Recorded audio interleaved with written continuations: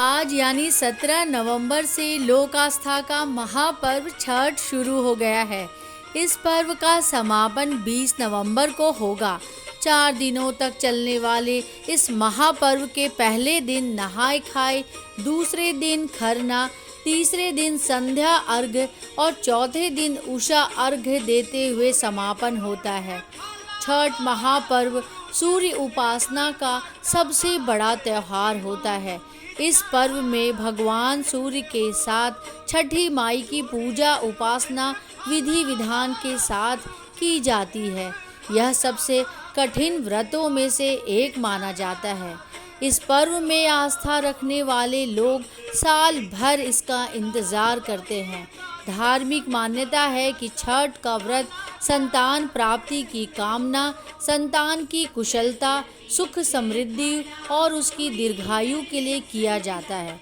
चलिए जानते हैं इस पर्व से जुड़ी सभी ज़रूरी बातें। नहाय खाए से इस छठ महापर्व की शुरुआत होती है। यह व्रत बहुत ही कठिन माना जाता है। इसमें 36 घंटों तक व्रती कठिन नियमों का पालन करते हुए इस व्रत को रखती हैं। छठ पूजा का व्रत रखने वाले लोग 24 घंटों से अधिक समय तक निर्जल उपवास रखते हैं। इस पर्व का मुख्य व्रत षष्ठी तिथि को रखा जाता है, लेकिन छठ पूजा की शुरुआत कार्तिक मास में शुक्ल पक्ष की चतुर्थी से हो जाती है, जिसका समापन सप्तमी तिथि को प्रातः सूर्योदय के समय अर्घ्य देने के बाद समाप्त हो जाता है। नहाय खाए आज सभी जगह पूरे धूमधाम के साथ मनाया गया। इस दिन सूर्योदय 6:45 पर हुआ, वहीं सूर्यास्त शाम के 5:27 पर होगा।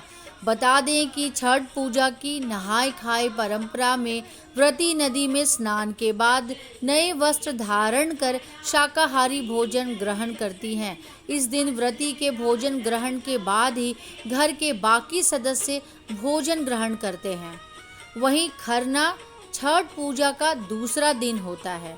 इस साल खरना 18 नवंबर को है। इस दिन का सूर्योदय सुबह 6:46 पर होगा और सूर्यास्त शाम के 5:26 पर होगा। खरना के दिन व्रती एक समय मीठा भोजन करते हैं। इस दिन गुड़ से बनी चावल की खीर खाई जाती है, जहां नहाय खाए में लौकी, चना दाल डालकर बनाई जाती है और साथ में एक कोई सब्जी बनाते हैं और चावल बनाते हैं। वैसे ही नहाय खाए में रोटी, गुड़ की खीर बनाई जाती है और यही व्रती के ग्रहण करने के बाद घर के बाकी सदस्यगण जो है ग्रहण करते हैं। खरना का प्रसाद खाने के बाद व्रती का 36 घंटे का व्रत शुरू हो जाता है। इसके बाद वो पारण के समय ही फिर खाती हैं। छठ पूजा पर सबसे महत्वपूर्ण दिन होता है तीसरा दिन यानी संध्या अर्घ्य का। इस दिन व्रती घाट पर आकर डूबते सूर्य को अर्घ्य देती हैं। इस साल छठ पूजा का संध्या अर्घ्य 19 नवंबर को होगा।